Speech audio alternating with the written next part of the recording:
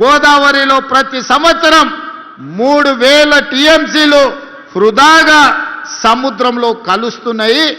ఎన్ని నీళ్ళైనా వాడుకోవచ్చు, ఎన్ని నీళ్ళైనా పారించుకోవచ్చు. చంద్రబాబు నాయుడు నీ సూచన చేస్తున్నా, మాది ఎత్తు పల్లాలు ఉన్నది కానీ మీది బాగుంది. మీది విజయనగరం నుంచి శ్రీకాకుళం, మన శ్రీకాకుళం విజయనగరం నుంచి మొదలు పెడితే చిత్తూరులో నెల్లూరు దగ్గర నాయుడుపేట వరకు నువ్వు గోదావరి జలాలు తీసుకెళ్ళు, నీకు నేను సూచన చేస్తున్నా అని ఈ మొనగాడు పోయి ఆయనకు సలహాలు చెప్పబోయింది. ఆయనకు సలహా ఎందుకు చెప్పినావని నేను అడుగుతలేను.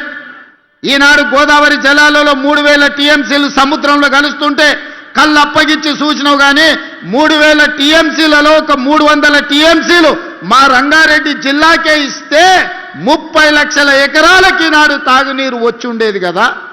ఏం పాపం చేసిన మా రంగారెడ్డి జిల్లా వాళ్ళని నేను అడుగుతున్నా.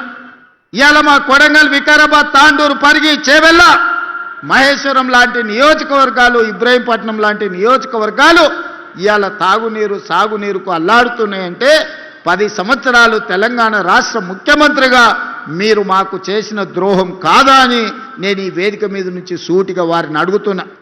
ఎందుకు ఉమ్మడి రాష్ట్రంలో సమైక్య పాలనలో సీమాంధ్ర పాలకులు మంజూరు చేసి పక్క రాష్ట్రమోడు మనకు నిధులిచ్చి అనుమతులు ఇస్తే సొంత రాష్ట్రంలో పుట్టి పెరిగిన తెలంగాణ ఉద్యమకారుడు అని చెప్పుకున్న చంద్రశేఖరరావు రంగారెడ్డి జిల్లాకు గోదావరి జలాలు రాకుండా ఎందుకు అడ్డుకున్నాడో ఇవాళ రంగారెడ్డి జిల్లాలో మేము నాయకులమని చెప్పుకునే సబితా ఇంద్రారెడ్డి గారు సమాధానం చెప్పాలి.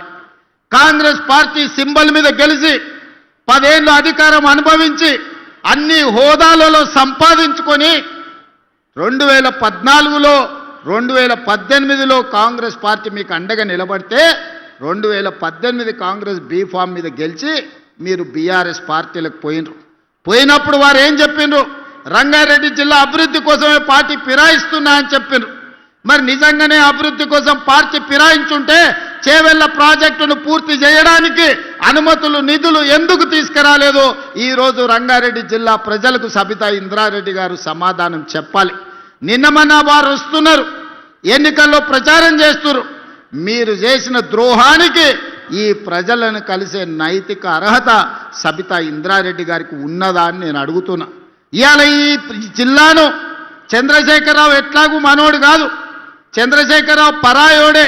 చంద్రశేఖరరావు పక్క చూపులే చూస్తాడు, పక్క రాష్ట్రం కోసమే పనిచేస్తాడు. రోజమ్మ పెట్టిన రొయ్యల పులుసు తిని రాయలసీమను రతనాల సీమ చేస్తా అని చెప్పిండు చంద్రశేఖరరావు. కానీ రంగారెడ్డి జిల్లాలో ఓట్లు, సీట్లు అన్నీ బీఆర్ఎస్కి ఇస్తే గోదావరి జలాలు మనకు తీసుకొస్తా అని చెప్పలే. పాలమూరు రంగారెడ్డి పూర్తి చేసి నీళ్ళు ఇస్తా అని ఊరిచ్చి లక్ష్మీదేవి పల్లి కాడ భూసేకరణ కూడా చేయలే. ఆడ పెద్ద రిజర్వాయర్ కడతా అని చెప్పిండు. మా రామ్మోహన్ ఎప్పుడు కలిసినా కూడా మనం ఏదైనా చేసి లక్ష్మీదేవి పల్లిలో భూసేకరణ చెయ్యాలి, అక్కడ ప్రాజెక్టు కట్టాలి అని చెప్తున్నాడు.